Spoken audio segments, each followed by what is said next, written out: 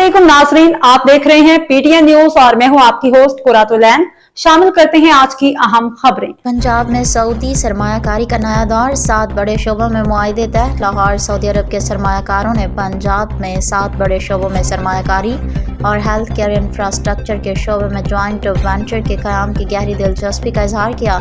इस मौके पर हुकूमत पंजाब और पाक सऊदी ज्वाइंट बिजनेस कौंसिल के दरमियान मुतअद्दिद याददाश्तों पर दस्तखत किए गए। तकरीब लाहौर के तारीख़ी बादशाह मस्जिद के आलमगीरी गेट के सामने मुनाकिद हुई, जहाँ वज़ीर आला पंजाब मरीम नवाज शरीफ और चेयरमैन पाक सऊदी ज्वाइंट बिजनेस कौंसिल शहजादा मंसूर बिन मोहम्मद बिन साद अल सऊद की मौजूदगी में मुफाहमत की याददाश्तों MOUs पर दस्तखत किए गए। तकरीब में सऊदी और पाकिस्तानी सरमायाकारों, आला सरकारी हुकाम और कारोबारी शख्सियात ने शिरकत की। सऊदी वफ़द ने पंजाब में मादनियात, ट्रांसपोर्ट, लॉजिस्टिक्स, ज़राअत, लाइवस्टॉक, एक्वाकल्चर, तवानाई और हेल्थ केयर समेत अहम शोबों में सरमायाकारी की ख्वाहिश ज़ाहिर की। पंजाब हुकूमत ने बताया कि सरमायाकारी के फ़रोग़ के लिए एक फोकल एजेंसी कायम की गई है, जो सऊदी कंपनियों के साथ राब्ते, मुआवनत और मनसूबों की निगरानी करेगी।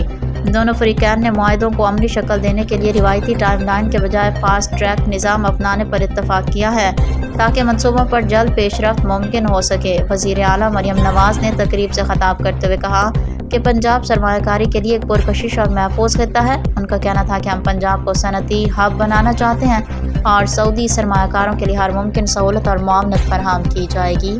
न्यूज स्टूडियो से फिलवक्त के लिए इतना ही। मज़ीद खबरों और अपडेट से बाखबर रहने के लिए देखते रहें पीटीएन न्यूज।